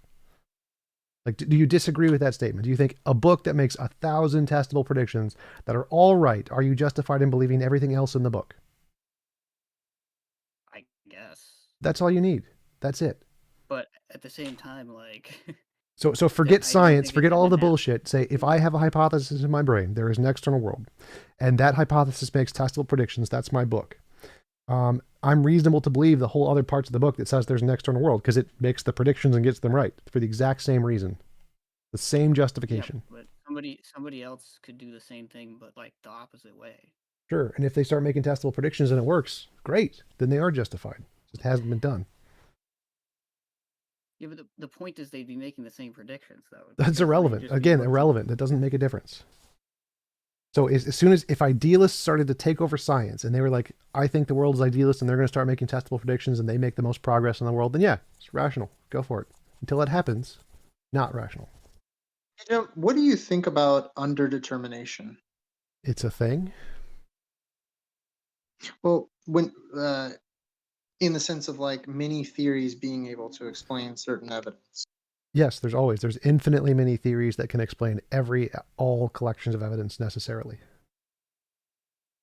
And how do you map that onto the discussion you're having with quantum? The one that's first is the one that's justified. Yeah, but first, like, with respect to what? To your ability to make predictions?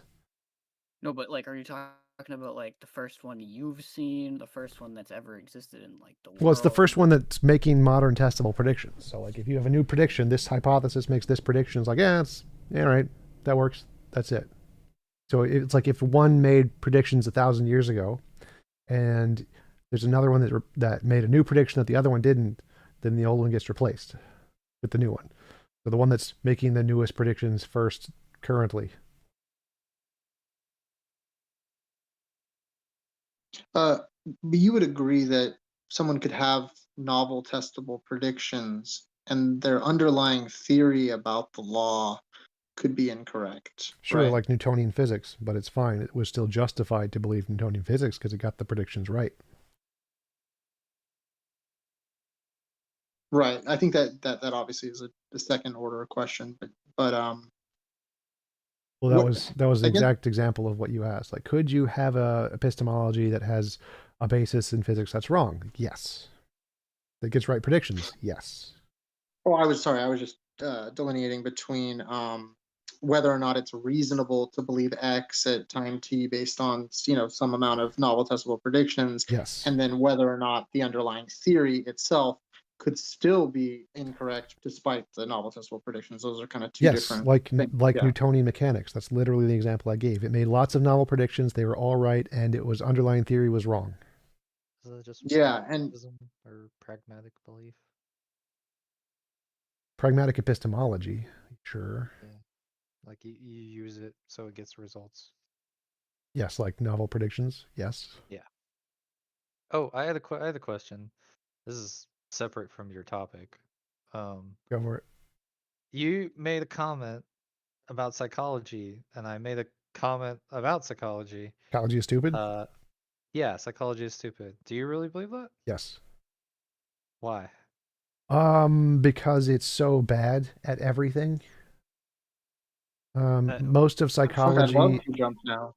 is like the DSM-5 is all kind of just guesswork and garbage. Most of it's wrong. Most of Oh it's yeah, made up. yeah. Most of the work in psychology has nothing to do with actually helping people. It's mostly about changing their psychology. Like we want to change the way you think to change the way you act so that you fix yourself and do absolutely nothing to help you in life. Psychology is garbage and You mean spends like you a lot of money doing it. medicine, Amen. medicinal psychology, or just psychology in general? Because I was gonna say the Well, I study mean, of behavior is kind of like we use that in everything, so it's kind of interesting. well, like so that's those soft sciences are where the reproducibility problem is most Yeah. virulent. So even in academic psychology, it's still pretty garbage, but it's most garbage when it's applied to people as like treating them is where it's most garbage. Like Yeah, Freud, it's more. like when you think of Freud, Oh, you think he's garbage. His method of curing people was garbage, and today is not much better. It's the Freud of today. They're still garbage. right. But it's kind of one of those what is it, the work in progress thing. You have to have it in some regard, Sure. or else you just chaos. And then it's terrible. It's not, as efficient as it could be. But I mean, as a whole, I would say there's a lot of good stuff that comes from it. There's a lot Sure. of bad. I mean,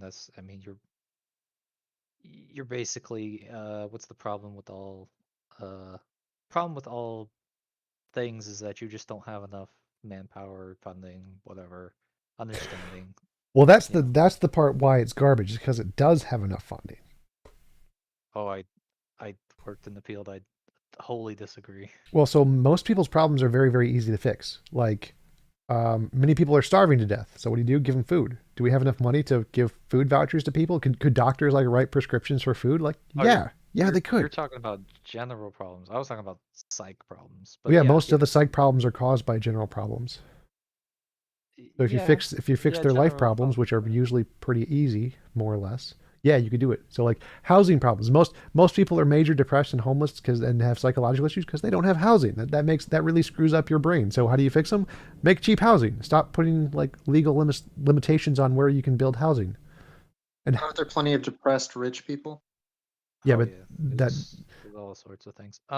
they're fine. They don't really count. Who cares?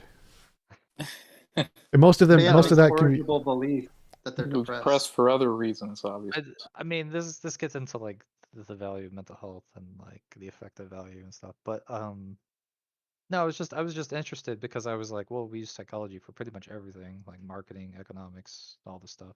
Ah, yes, there's Um, another good reason. So psychology is used more to manipulate people into spending money than to help them.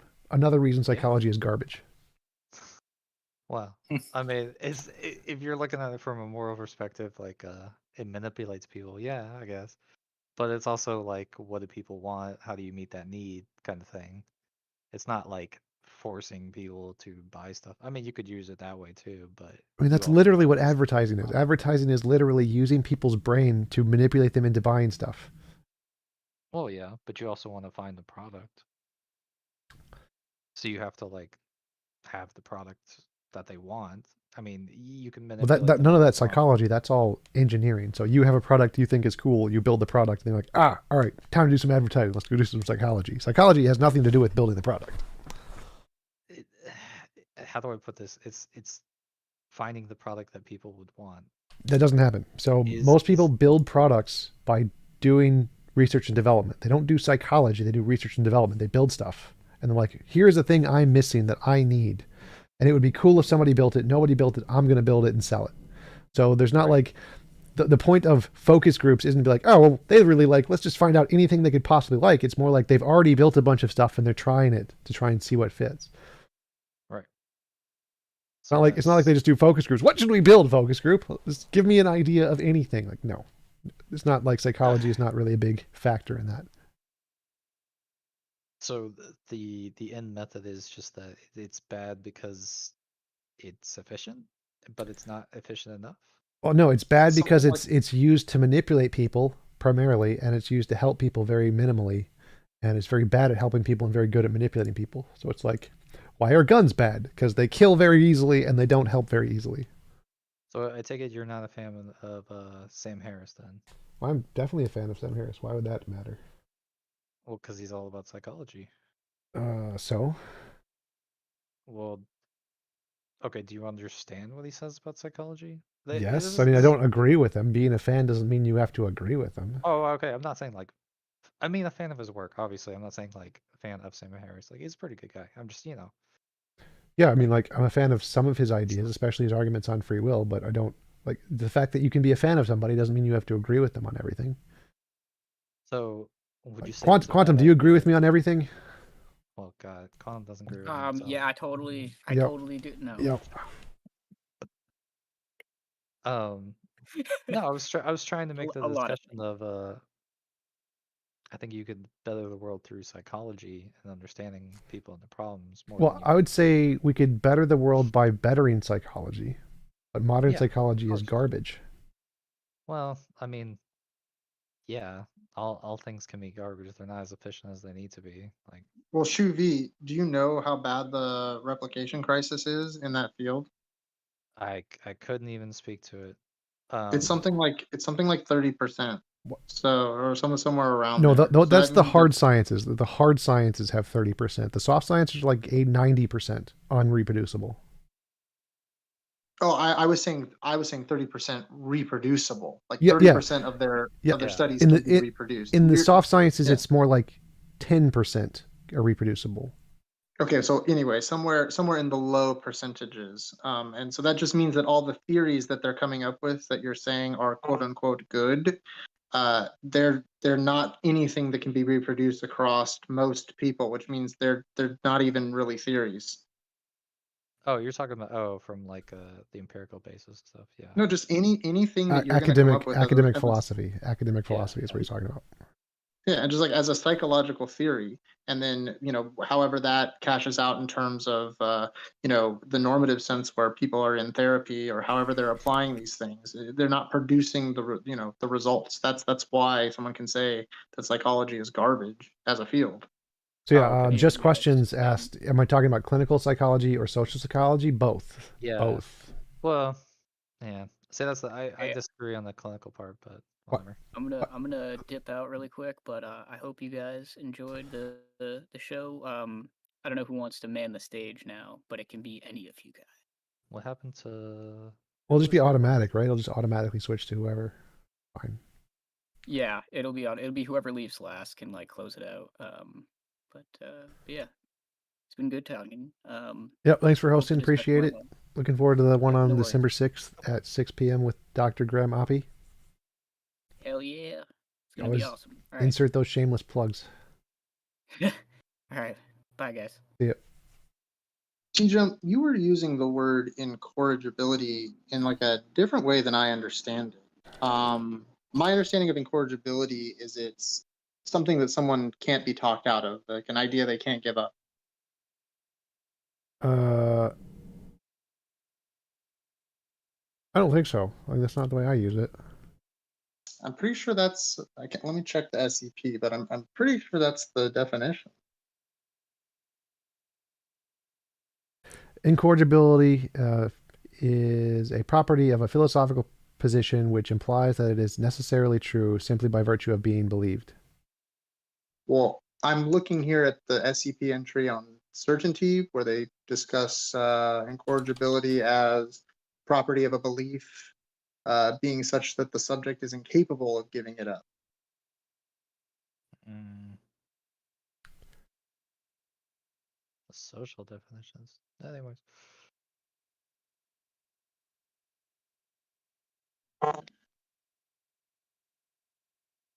I always thought it had much more to do with the subject and not necessarily some truth value, but just that, like sort of like your position on you existing. It's not something you're capable of giving up. Yeah, I go with the other definition, the one that's incapable of being wrong. So that's like, I think, the same definition. What entry is that on? I don't know. Oh. Find it.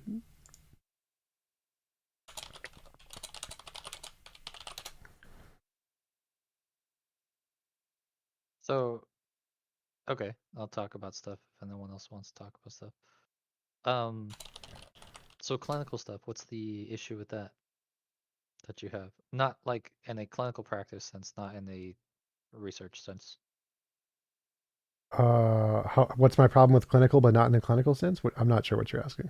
Like not in the research sense, like the practice, doctors, therapists, that sort of things. The same thing. It's they don't treat people. They try to manipulate people into changing their psychological positions without actually doing anything to help them with their lives. Like the whole point of therapy is to what do you could do? Lots of stuff. Like so the purpose of philosophy is to correct incorrect beliefs that people have, like analyzing their past and finding patterned beliefs that they have. Like, oh, well, these are wrong, and if we change these, it'll fix your life problem. When really that's not the case. Really, the cause of most life problems is your life. You got to fix their life. Give them food, give them houses, give them an income, give them education, give them sex. Like sex therapy, that's a huge, awesome thing I'm totally for in renovation in psychology, modern psychology. That's an awesome thing. So like the principle, give a man a fish, feed him for a day, teach a man to fish, feed him for life. Like you got to start by giving them a fish. Like a person who's starving to death, you're not going to be able to teach him to fish. First, you got to give him a fish. And that's the part psychology is missing. You got to give people enough of what they're missing and then teach them how to cope with it, not the other way around. And without doing that, it's just garbage. Do you think those things are a panacea, like all those habitability and such things you mentioned? I'm not sure what you mean. So like each individual is going to have different problems, and identifying those problems and then giving the person what they need is what psychology is missing. I think that's kind of naive, but as well, I mean, let's say a person has a problem, you can't just give them something. Sure you can. Like sex works fine. Prostitution is a thing. Yeah, okay. Food works fine. Housing works fine. Like most of them do work. Like most of the problems most people have are very easy solutions.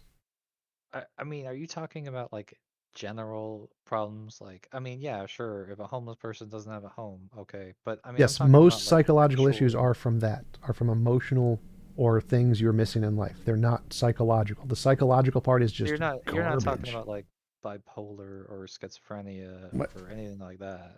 You're just talking about like basic psychological needs. Like yes, the things that affect most people. Yes, the big part of what psychology does. The vast majority of what psychology does. Okay, sorry. I thought you were talking about yeah, there definitely there's like actual conditions where you need drugs and stuff. Yes, I agree. Yeah, that is a thing. That's what I was getting at. I was like, I don't get it. Like you're talking about like psychology is like terrible, and I get that, but I don't get. I'm like, give them food, like that's not gonna help a depressive person or something, Yeah, like it does. I guess, but Definitely well, I does. mean, That's one of the main reasons for depression is malnutrition. yeah, that and other things, but yeah. Most of the causes of depression have to do with life insufficiencies, not psychological states. The general population, I guess. We're not talking about like The vast people with majority like of people who have psychiatric or depression yeah. have depression because they're missing something in their life, not because they're just psychologically thinking about things wrong. The psychologically thinking about things wrong is a stupid idea. Obviously, Well, people have like mental yeah. conditions that are just bipolar or Yeah, whatever, but I'm that's talking about not the mental that's stuff. that's a minority. That's a severe minority. That's not the majority. The majority do not have anything wrong with their brain. They just So you're have just something wrong talking with their about like life. societal health, I'm right? just talking about the 99% of vast majority of everything psychology is supposed to do and doesn't do shit about. Like pretty much Okay. everything it's supposed to be doing that it doesn't do. So when you say they don't do stuff, are you talking about just the research, the societal Fixing research people's that's lives supposed part. to Like they don't actually take an active role in trying to help improve people's lives. They just talk to them and waste their time. When what So they you're not need talking about is like help fixing their life. doctors or psychiatrists or Yeah, something like that. You're talking psychiatrists, about psychologists, those people who don't do shit to actually help people's lives. so okay, so what I'm trying to get at here is that you're like, oh well, people have mental conditions, that's a different thing. That's a But minority. So then the minority of people who actually have mental conditions and just need drugs, that's fine. The majority of people, the vast majority of people who psychology is supposed to be helping, does not do shit to help. TJump, what do you say to those studies they do of the third world where the reported happiness, despite having like abject poverty by comparison to the first world, is it's like a higher reported happiness? It's not what just their subjective inclinations of what they think happiness is different. Yeah. But actually, when you Well, measure it but like the World Happiness Index, it's not. Wealth what's is the one of the biggest factors in happiness on pretty much every psychological study. Wealth up to I think there's many studies done on wealth and happiness, and wealth up to about like $50,000 or whatever you need yeah, to meet your basic diminishing. needs. Yeah, but so it does. Wealth is a huge impact up to when you get your needs met. Then the measurement for happiness in those cultures changes from being I have food, therefore I'm happy, to I have value, and it's harder to find value. So the definitions of happiness is different in those cultures, which is why you get a difference in, yeah, difference in the polling data. But the polling data isn't really a very rigorous metric. The rigorous metric is more like the happiness metrics that actually measure the relevant data. The polls are not as much so. So if a person comes in to a psychiatrist and they say, I'm depressed, they have a history of depression, the psychiatrist is supposed to do what? What are you missing in life? Okay, let's go get that. Poof, Okay, depression well gone. what are you missing in life? How are you like I'm just saying the method upon which they are supposed to rectify the situation seems almost impossible for a system. What Like it it's literally works. what I did for my depression. So I don't know what you're even talking about. The psychiatrist said, "What are you missing?" And then they No, got I had to do it the myself because the psychologists were dumb as shit and never did anything to help. right. So let's say you go to Like a like I'm this trying to isn't even say like hard. Like someone's depressed, you talk to them. Okay, what are you missing? What do you need in life to be happy? Okay, let's go get it for you. Here are the resources. I will do the research for you. I will find the best resources, your opportunities to get them. I'll give you a plan to how to do this. Here's how you actualize that plan. I will give you a guided step in life to do these things, to get to that goal. Not just tell you about your bullshit psychological state. I don't care. Did you see it sounds like they a need to psychotherapist? just know what I they're saw everything. Okay, because if you're talking about like CBT and of Yep, course I took you, CBT, I took IBT, I took DBT. I did all those things. I mean, Fucking you just garbage. described literally what CBT aims to do. You change, No, you only don't change the behavior, but you no. change. CBT is only about changing behavior. well, yeah, it's Well, that's so fair. most psychologists don't adhere to singular discipline. They're mostly eclectic, so they would use CBT, and then they would kind of create a schedule for you that would work for what your issues are. That's what they should be doing. Nope. Well, So I so just like think so it's the goal weird here to was is find out. what they needed to do is here is a website where you can find the women you need. That's what they should have said. Stage 1. Here is a website where you can find the women you need. That would have been the solution. It took 5 seconds rather than 5 years of therapy.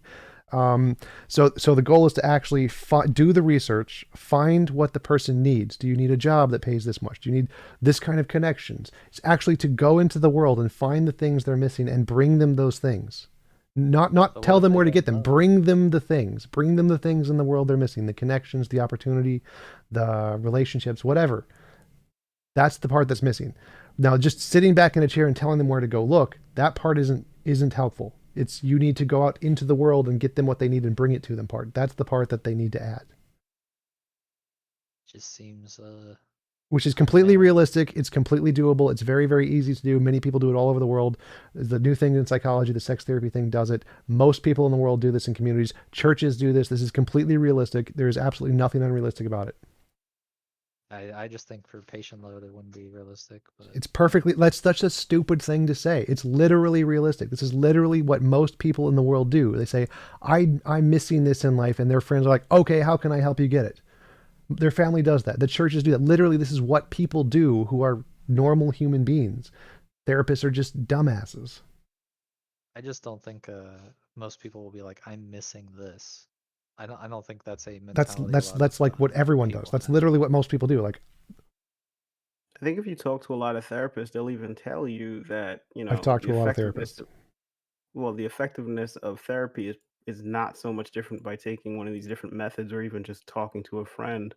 Yeah. A lot of it Right. is in the didactic method, right? Which is They not don't helpful. That's the pretend. problem. The method is the garbage part. People need to add something in their life. Therapists need to go into the world, find the thing that they're missing, and get it to them. Now, finding out what that is can maybe have a conversation, but the part missing is the therapist needs to get off of their ass, go into the world, find the thing the person is missing, and get it to them. That's the part that's missing.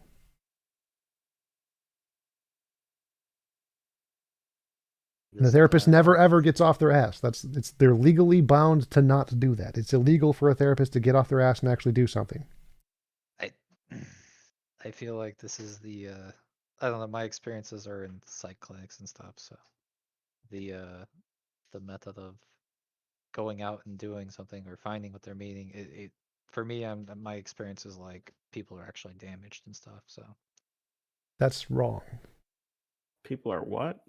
Damage. That's Like- one of that's one of the myths from like it's one of the pervasive myths in psychology that is like a conservative myth that just hasn't died. It's that, oh, if we actually do Well, the not work like- for them, then oh, they're going to suffer. They're not going to learn what they need to learn. It's just a conservative myth that's wrong. well, it's you can't fix the problem kind of thing. Right, it's a There's- conservative myth there's- that's wrong. Like if someone's starving to death, teaching them how to It's fish is a not waste of that. time. First you give them a fish. It's This is literally what it can't is. I've been fix through their this. life. No, again, oh my God, listen to the words I'm saying. I just addressed this when you interrupted and said it's not this. If someone is starving to death, you can't You teach keep them to using stop talking. Stop talking. If someone is starving to death, don't teach them to fish. You're a dumbass if you try to teach them to fish, and that's all therapists are doing. First thing, give them a fish. Give them enough food. Give them enough recognition of the success that they can have, and then teach them how to get it on their own. Don't just give it to them indefinitely. Give it to them enough first, and then teach them how to get it and then wean them off of it. That is the correct way to do it. Therapists don't do the most important step, which is giving them the fish in the first place.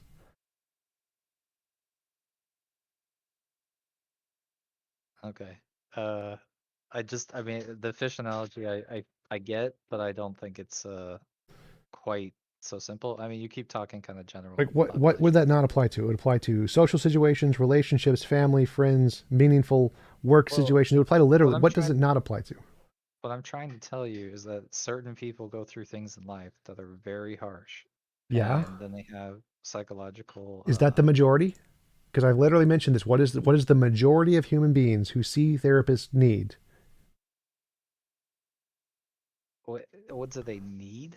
Yeah. Why? What do they need to help? Why do they go to a therapist? Because they're missing something. They're trying to find what it is. mean, That's like There are very, obviously very lots of people who have really severe past PTSD and whatever, and they need a very specific kind of help.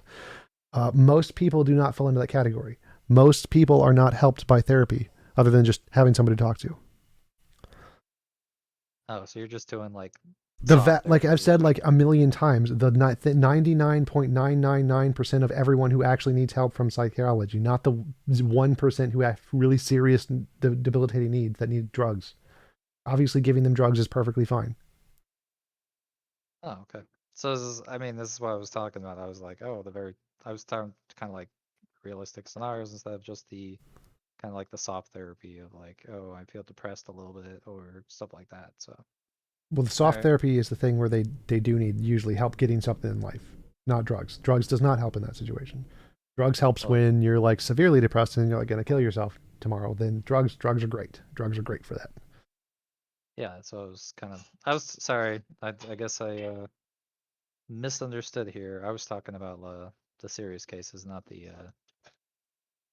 I feeling down or Yeah, but yeah, I mean I agree. The serious cases can do. There's definitely drugs are a very easy solution for that, obviously, but it's the ones that the majority of cases are the hard part.